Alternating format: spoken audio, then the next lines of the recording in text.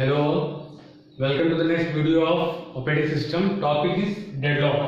तो डेडलॉक में हम लोगों ने लास्ट वीडियो में पढ़े थे डेडलॉक डिटेक्शन। डेडलॉक को कैसे टैकल करते हैं, तो डेडलॉक अवॉइडेंस जो उस पर तरीका है, डेडलॉक अवॉइडेंस को यूज करते हैं यूजिंग बैंकर सेल को। कैसे हम डेडलॉक को अवॉइड कर सकते हैं कि वो ना हो, उसके लिए क्या करना होता है, जितने भी प्रोसेसेस हमारे पास आते हैं उनका हम एक सीक्वेंस निकालते हैं कि अगर हम इस सीक्वेंस में प्रोसेसेस को रन कराएं तो डेडलॉक को हम अवॉइड कर सकते हैं। मतलब वो जो सीक्वेंस होगा वो सेफ या अनसेफ होता है, क्योंकि आपके पास प्रोसेस तो कई सारे आ गए, तो अब आपको ये डिसाइड करना है कि पहले P1 फिर P3 फिर P4 या P2 किस ऑर्डर में हमारा सीक्वेंस होगा। तो order is very important in deadlock avoidance. Order is called safe और अनसेफ। किसी एक एग्जांपल समझते हैं। ये बैंकर्स एल्गोरिथम है जिसमें सेमेस्टर में क्या क्या आपको दिया रहेगा किसी भी क्वेश्चन में, तो आपको ये टोटल दिया रहेगा कि A, B and C। Assume कर लेते हैं A और B और C हमारे रिसोर्सेज हैं, just like CPU, printer, scanner, कुछ भी। A को CPU मान लेते हैं, B को प्रिंटर मान लेते हैं, C को आप स्कैनर मान लेते हैं, ये अवेलेबल है, ठीक है। तो A के हमारे पास 10, B के 5, C के 7, मतलब A टाइप के रिसोर्सेज जो हैं वो 10 है हमारे पास, B टाइप के 5 हैं, C टाइप के 7 हैं, ठीक है। तो अब ये प्रोसेस का हमारे पास है P1, P2, P3, P4, P5 और एलोकेशन का मतलब है ये जो A और B और C हैं, ये P1 ने 0 A को किसी भी रिसोर्स को नहीं होल्ड किया हुआ है, एलोकेट नहीं है। B का A एलोकेटेड है, C के 0, ठीक है। मतलब P1 के पास सिर्फ B1 है एक, और P1 को पूरा कंप्लीट करने के लिए जो मैक्सिमम नीड है वो क्या है, A के 7 होने चाहिए, B के 5, C के 3। मतलब A एक टाइप का रिसोर्स है, उस टाइप के कितने रिसोर्स चाहिए उसको 7, B टाइप के 5, C टाइप के 3। तो यानी कि इसके पास ये अगर इतना उसको मिल जाएगा 7, 5, 3 के ऑर्डर में, तो ये P1 एग्जीक्यूट कर जाएगा। सेम एज P2 के पास 2 A हैं, B नहीं है, C नहीं है, और कंप्लीट करने के लिए इसको क्या कितनी चाहिए, मैक्सिमम नीड 3, 2, 2 मींस इसको भी A कितने चाहिए, A इसके पास 2 हैं और पूरे मैक्सिमम कितने चाहिए 3, यानी कि A 1 और मिल जाए और B के 2 मिल जाए, C के 2 मिल जाए तो P2 हो जाएगा। That's why ये clear, that is allocation, this is maximum need. Although ये स्टैटिक है, हमने पहले ही मैक्सिमम नीड बता दी, but in run time but अगर हम प्रैक्टिकली जब एग्जीक्यूट करते हैं तो मैक्सिमम नीड हमारे पास ये अजम्पशन पे है। बाकी रियल टाइम में मैक्सिमम नीड ऊपर नीचे आपकी हो सकती है, but according to the question जो थ्योरेटिकल पार्ट है उसको कंप्लीट कर लेते हैं। तो मैक्सिमम नीड हमारे पास गिवन है, एलोकेशन गिवन है, तो अब हमें क्या निकालना, सबसे पहले अवेलेबल। मतलब आपने सबके पास कुछ कुछ है, कुछ कुछ चाहिए, तो आपको उसको उसी में से जो चाहिए उसी में से आपको देना होगा। तो आप दें कैसे, आपके पास अवेलेबल क्या है, पहले आप ये निकाल लीजिए हमारे पास क्या अवेलेबल है, तभी हम दे पाएंगे। तो अवेलेबल मतलब कैसे निकालेंगे, तो पहले जो A टोटल है 3 to 5 to 7, मतलब टोटल जो A है P1 ने 2 ले लिए, P3 ने 3 ले लिए, P4 ने 2 ले लिए, तो टोटल 7 तो लोकेटेड हो ही चुके हैं। ऐसे B1 देखा हमने 2, C देखा तो ये 5।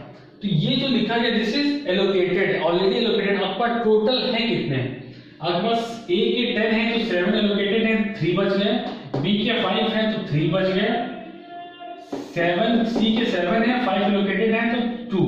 मतलब आपके पास अभी A के 3, B के 3, C के 2 अवेलेबल है, ठीक है।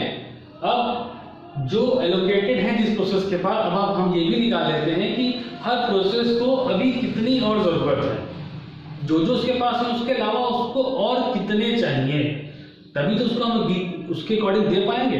तो रिमेनिंग नीड कैसे निकालेंगे, रिमेनिंग नीड मतलब एलोकेशन और मैक्सिमम नीड। मैक्सिमम नीड उसको 7 की है और भी है उसके पास कितने 0, तो अभी नीड कितनी है P1 में 7, अभी कितने हैं B में हमारे पास 5, मैक्सिमम उसको 5 चाहिए और हमारे पास है कितने 1, तो रिमेनिंग नीड इज 4, ठीक है।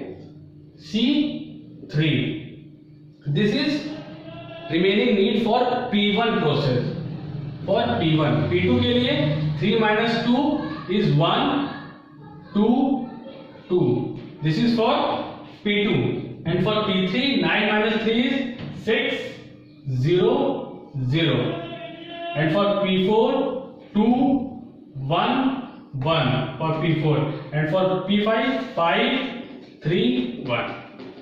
ये हमने क्या किया, हमने रिमेनिंग नीड निकाली सारे प्रोसेसर्स की। P1 के पास कुछ है, P1 के पास ये एलोकेटेड है, ये उसकी और नीड है 7 4 3, ठीक है, और ये हमारे पास अवेलेबल है। अब यहां से क्वेश्चन स्टार्ट होगा कि अब देखिए, अब अगर आपने P1 को एग्जीक्यूट कर दिया, P1 को स्टार्ट कर दिया, तो क्या होगा, ये जो P1 को चाहिए कितना 7 4 3, आपके पास है कितना 3 3 2, सारा ये ले लेगा, तो ये A चाहिए कितने 7, 3 ले लेगा तो कितने बच गए 4, B 4 चाहिए 3 है 1 बच गया, C 3 चाहिए 2 है तो 1 बच गया। यानी कि जो आपके पास अवेलेबल थे इसने सारे P1 ने ले लिए, स्टिल अभी ये इतने की डिमांड और कर रहा है, ठीक है, बट ये कहां से मिलेंगे, आपके पास तो है नहीं और कोई और प्रोसेस कंप्लीट हुआ नहीं जो रिलीज नहीं करेगा। दैट मीन्स अगर P1 गया सारे आपके ले लेगा और प्रोसेस अभी भी इसको और चाहिए तो वही होल्ड एंड वेट में चला जाएगा और सारे प्रोसेस आपके डेडलॉक की ओर टेंड कर जाएंगे, प्रोसेस विल नेवर कंप्लीट। तो हमें करना क्या होगा कि हमें अपने पास जो अवेलेबल है, हमारे पास जो अवेलेबल है, तो हमें ये देखना होगा कि हम जो मांग रहा है, मांगने वाला जो है जिसको हमें देना है, तो जो अगर हमें देना है वो ज्यादा है एज कम्पेयर टू मांगने वाले से, तभी हम उसको दे सकते हैं। अदरवाइज अगर कोई हमसे फॉर एग्जाम्पल 100 रुपीज मांग रहा है, मेरे पास 50 है, तो हाउ कैन आई गिव, ठीक है, तो हम उसी को देंगे जिसकी मांग हमसे कम है, जो हमारे पास अवेलेबल है उससे कम है।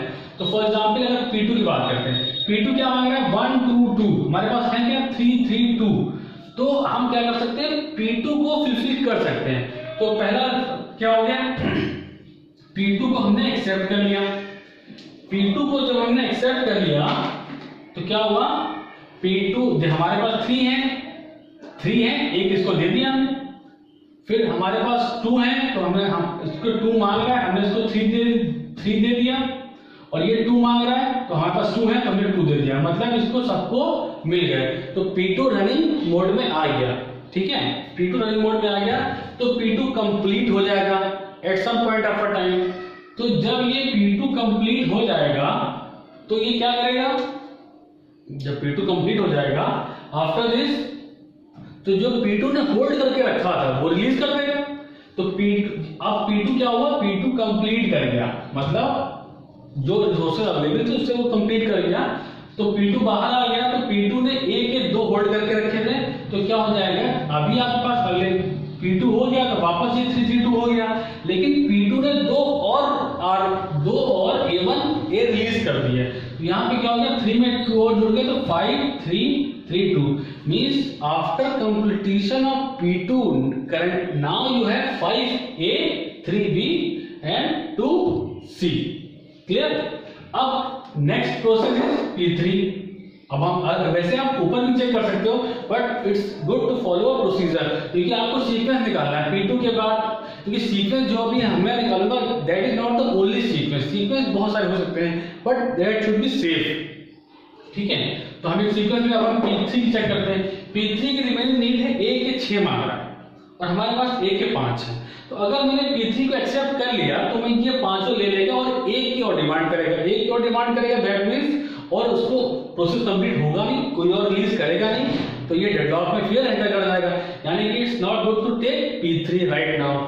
सो what will we do, we check for another, we check for P4 को क्या चाहिए 2, हमारे पास 5 है, एक हमारे पास 3 है, एक हमारे पास 2 है, तो हम P2 को एक्सेप्ट कर लेंगे P4 को, और P4 will complete after completion again. जब P4 कंप्लीट हो जाता है तो क्या होता है, P4 ने जो स्टार्टिंग में एलोकेट कर रखे थे, होल्ड करके रखे थे, उनको रिलीज कर देंगे क्योंकि वो कंप्लीट हो चुका है।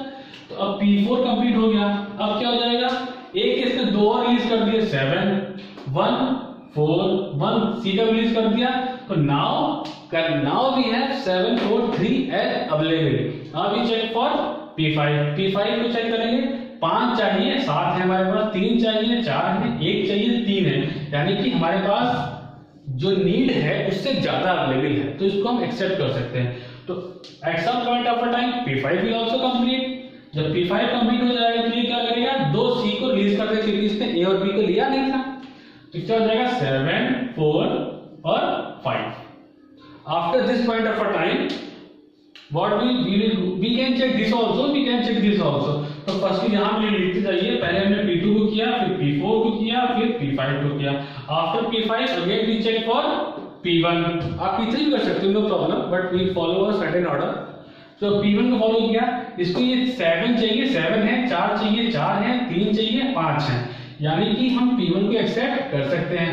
Eight some point of a time P1 will also complete. P1 complete होगा तो ये क्या लगेगा, B जो A को होल्ड करके रखा था उसको भी रिलीज कर देगा, यानी कि 7, 5, 5। Now we have only one left, P3। Now we have only left P3, so we will check for P3। P3 में 6 चाहिए, 7 है, बाकी इसको चाहिए नहीं, तो ये भी कंप्लीट हो जाएगा। At some point of a time P3 will also complete. ये क्या करेगा, 3 A1 के और 2 C के रिलीज कर देगा, तो 10, 5 और 7। ठीक है, तो फाइनली ऑल प्रोसेस विल, इसके बाद finally all process will complete and now you are left with available. Next जो अवेलेबल है, स्टार्टिंग में जो टोटल था 10, 5, 7, now you have all free 10, 5, 7 and you have completed the all processes in the C. This is P4, P2, P4, P5, P1, P3. This is called a safe sequence। यही आपको निकालना होता है। ये sequence ऐसा नहीं कि this is the only sequence, because मैंने आपको बताया था इसको हम पहले भी कर सकते थे स्टिल, बट ये एक बहुत सेफ सीक्वेंस है, एक सीक्वेंस है। तो डेडलॉक अवॉइडेंस में हम क्या करते हैं, हम we find out remaining need और अवेलेबल से हम चेक करते हैं, अगर वो कम है तो उसको एक्सेप्ट करते हैं, तभी एक्सेप्ट करते हैं, अदरवाइज एक्सेप्ट नहीं करते हैं। Next video will speak another topic.